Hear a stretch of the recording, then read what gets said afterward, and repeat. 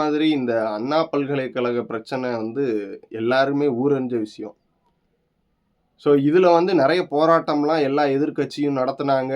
அதில வந்து நெறைய அடக்குமுறைகள் நடந்தது. அதில வந்து பெண்களுக்கு வந்து பெண்களாக முன் வந்து துண்டு பிரசுரம் குடுத்தாங்க. ஸோ அது வந்து ஒரு பர்ட்டிகுலர் கட்சிய சார்ந்த நபர்களாக இருந்தாலும், அவர்கள் பெண்கள். பெண்கள் பெண்களுக்காக துண்டு பிரசுரம் குடுக்கறது தவறுன்னும் இல்லைன்னு எனக்கு தெரியும். எனக்கு தெரியல. தவறா என்னன்னு எனக்கு தெரியல. பட் உங்களுக்கு தெரிஞ்சா சொல்லுங்க. அதற்கு பர்மிஷன் வாங்கணுமாங்கிறதையும் தெரிஞ்சா சொல்லுங்க. எனக்கு இதுவரைக்கும் நான் வந்து எனக்கு விவரம் தெரிஞ்ச நாள்ல இருந்து துண்டு பிரசுரம் குடுக்கறதுக்கு பர்மிஷன் வாங்கணுங்கிறது இப்ப தான் முதல் முறையா கேள்விப்படுறேன்.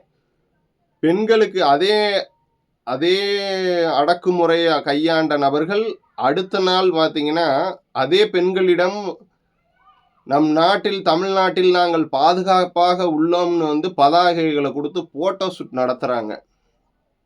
ஆ போட்டோ ஷூட் நடத்துறாங்க.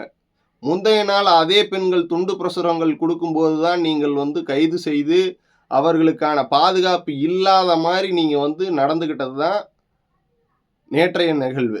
அதே மாரி இன்றைய நிகழ்வு, அடுத்த நாளே வந்து பாதுகாப்பாக இருக்கிறோம் அப்படின்னு சொல்லி பதாகைய குடுத்து ஃபோட்டோவெல்லாம் நடத்துறாங்க. ஃபோட்டோ ஷூட்லாம்.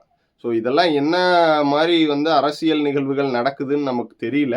பட் ஆனா, இதுல எல்லாம் வந்து மக்கள் விழிப்புடன் இருந்து கேர்ஃபுல்லாக அவங்கவங்க உயிர, அவங்கவங்க உணர்வுகளுக்கு மதிப்பு கொடுத்து, அவங்கவங்க வந்து செல்ஃப் டிஃபென்ஸா இருக்கணும்னு நான் கேட்டுக்கிறேன்.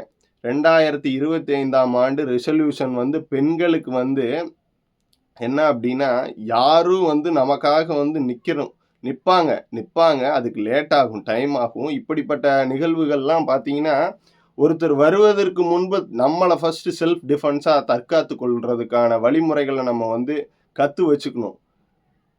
இதுக்காக எல்லா நேரமும் எல்லாரும் கூடயே இருப்பாங்கங்கிறது வந்து சாத்தியம் அல்ல. நம்மள நம்ம தற்காத்துக் கொள்றதுக்கான வழிமுறைகள நீங்க கத்து வச்சுக்கணும். இத வந்து நியூ இயர் ரெசல்யூஷனா எல்லா பெண்களும் எடுத்துக்கணும்னு ஒரு சகோதரனாக உங்களுடைய சகோதரனாக கேட்டுக்கிறேன்.